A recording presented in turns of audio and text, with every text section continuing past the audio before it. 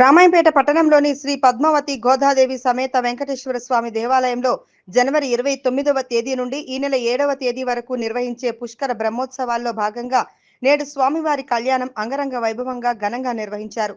అన్నప్రసాద కార్యక్రమాన్ని నిర్వహించారు.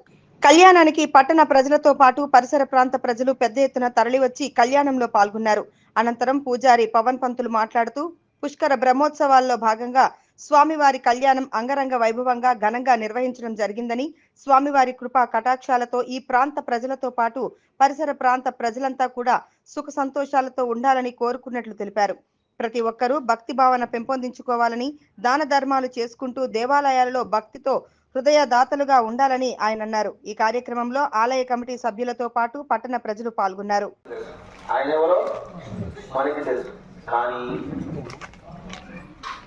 శాస్త్రానురీత్యా ఆచార్యులుగా ఒకరు ఉండాలి. మనం వృత్తికరణ చేస్తున్నాం కదా, ఆచార్యులుగా ఒకరు, బ్రహ్మగా ఒకరు, వృత్తికులుగా కొంతమంది, పారాయణదారులుగా కొంతమంది, వీళ్ళందరికీ ఉభయదాతలు. యజమాని అంటే ఎవరు?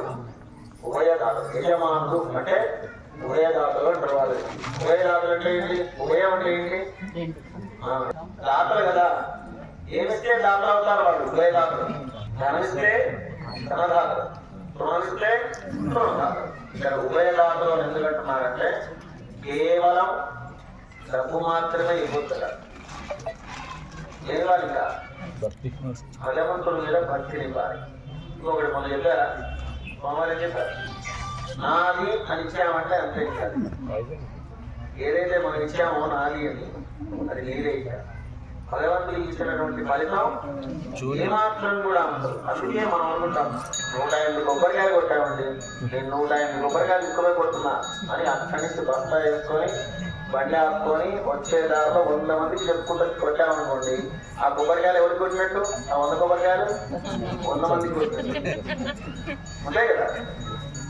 అయితే మనం దాతృత్వం అనేటువంటిది ఖచ్చితంగా మన సనాతన ధర్మం నిలబడాలి అంటే దాతృత్వం అనేటువంటిది ఖచ్చితంగా అందరికీ ఉండాలి.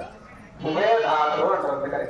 అంటే దానితో పాటుగా వారి యొక్క మనసును కూడా భగవంతుడికి ఇచ్చేయాలి. స్వామి ఇదో మా శక్తిదయ్యా, నీ యొక్క కార్యక్రమం వైభవంగా జరపడం కొరకు నువ్వు ఇచ్చిన దాంట్లో కొంచెం నీకు ఇస్తున్నా అని చెప్పి మనం ఎప్పుడైతే ఇస్తామో అది మనకి 3 రెట్లు మన దగ్గర వస్తుంది. 3 రెట్లు రెట్టింపుగా మన దగ్గరకు వస్తుంది. ఆయన ఏది ఉంచుకోడు. ఒక బాల్ బంగారం బంతి ఆయన విసిరేస్తే 3 బంగారం బంతులు మనం విడిచేస్తాం. అట్లాంటి గొప్పనైనటువంటి దాతృత్వం కలిగినటువంటి వాడు ఎవరు? శ్రీమన్నారాయణ మూర్తి. మనం ఆయన్ని సేవించుకోవటం అంటే ఏంటి? కళ్యాణం. మనం చెప్పాక ఉత్సవగలే అంటే ఉత్సాహంగా చేసుకునేటువంటిదే ఉత్సవము. కాబట్టి అటువంటి ఉత్సవంలో మరి పుష్కర బ్రహ్మోత్సవం, మామూలు బ్రహ్మోత్సవం, పుష్కర బ్రహ్మోత్సవం 12 సంవత్సరాల బ్రహ్మోత్సవం అంటే మాటలు కాదు. కాబట్టి దానికి తగిన విధంగా మనం భగవంతుడికి ఎంత చేసినా సరిపోదు. మనం భగవంతుడికి ఎన్ని ఏర్పాట్లు చేసినా లోటే. కానీ మన శక్తి కొలది వైభవంగా జరుపుతున్నాము అని మన మనసు ద్వారా మన స్వామికి తెలియజేసుకుంటాం. అంతే వైభవంగా శ్రద్ధగా మనందరం కూడా ఈ కళ్యాణం అనేటువంటి భగవంతుడి యొక్క గుణాన్ని అనుభవించడం.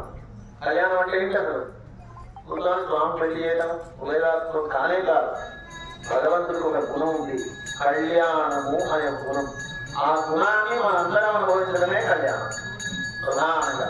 ఇంత మంచిగా ఎప్పుడు లేని విధంగా మనం బయట ఎంత ప్రశాంతంగా గుర్తు లోపల మనం నిరుకొని పాపం బయట వాళ్ళు చూడకుండా ఇబ్బంది పడుకుంటూ ఉండేది.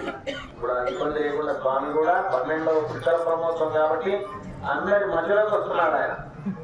అటువరకు ఇక్కడే ఉంటే అందరూ చేయించుకోవడానికి వచ్చేవాడు. మీరు 2 సంవత్సరాలకు మీరు వచ్చారు కదా, నేనే బయటకు వస్తా అని ఆయన బయటకు వచ్చారు. అంటే బయటకు వచ్చారంటే ఏంటన్నట్టు సంవత్సరంలో